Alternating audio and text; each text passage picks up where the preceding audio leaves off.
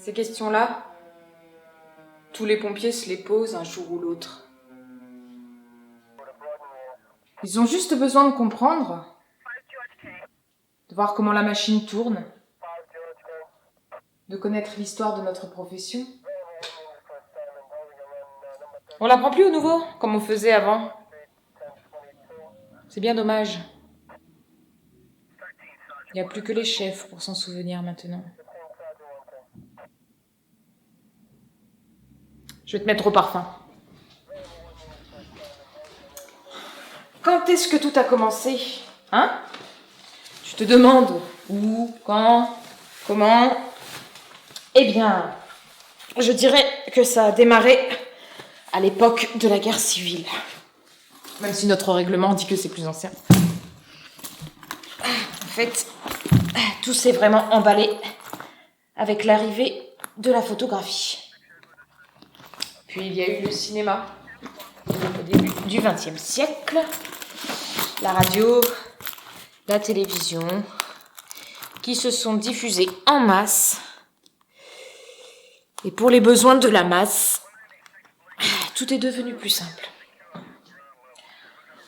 Autrefois, les livres touchaient quelques personnes, ici ou là, un peu partout. On pouvait encore se permettre d'être différent. Le monde était vaste. Mais soudain, le monde se retrouve avec des millions d'yeux, de coudes, de bouches. La population double, triple, quadruple. On nivelle par le bas le cinéma, la radio, les magazines, les livres, qui deviennent une espèce de soupe standardisée. Tu me suis? Imagine-toi. D'abord, le 19e siècle, avec l'homme, ses chevaux, ses chiens, sa charrette, au ralenti. Puis on passe au 20e siècle en accéléré. On raccourcit les bouquins, condensé, résumé, presse à scandale. Les classiques sont d'abord coupés pour durer 15 minutes à la radio. Puis on coupe encore pour qu'ils tiennent dans un édito. Et au final, ça donne un article de 10 ou 12 lignes dans le dictionnaire. J'exagère, bien sûr. Les dictionnaires servent de référence. Mais combien de gens croyaient connaître Hamlet? T'as dû entendre ce titre déjà. Après avoir lu un résumé d'une page dans un livre qui promettait tous les classiques en un, suivez enfin la discussion de votre voisin. Tu vois le tableau? De la nurserie à l'université, et puis retour à la nurserie.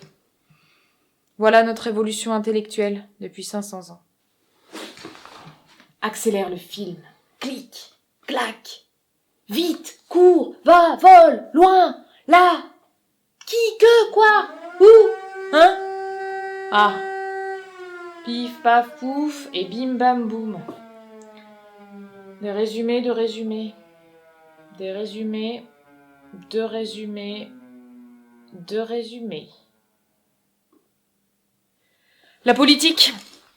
3 colonnes, 2 phrases, 1 accroche. Tout disparaît en plein vol.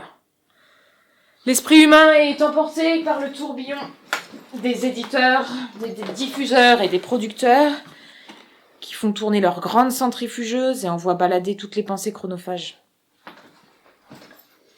L'école est raccourcie, la discipline assouplie, on abandonne la philosophie, l'histoire et les langues. On délaisse progressivement le français et l'orthographe avant de les ignorer complètement. La vie est immédiate, seul le boulot compte et les plaisirs d'après le boulot. Mais pourquoi apprendre quoi que ce soit quand il suffit d'appuyer sur des boutons? Et quand on zippe ses vêtements le matin, au lieu de les boutonner, on n'a plus le temps de réfléchir quand on s'habille. Plus de place pour la mélancolie. Excite la philosophie. La vie devient une roulade avant. Zou, hop, et waouh! On réserve le théâtre aux clowns. On équipe les habitations de murs en verre, parcourus de mouvements colorés qui imitent les confettis, ou le chéri, ou le sauterne, ou le sang. Tu aimes le baseball, non? Et le golf, j'imagine. Et le bowling. Le basket, le billard, le foot. Il y a des sports pour tout le monde. L'amusement et l'esprit d'équipe sont partout. Et ça évite de penser. Pas vrai? On organise. On organise des super sports. Les livres se remplissent d'images. L'esprit fait de moins en moins d'efforts. L'impatience monte. Les autoroutes sont bondées de gens qui vont quelque part, nulle part.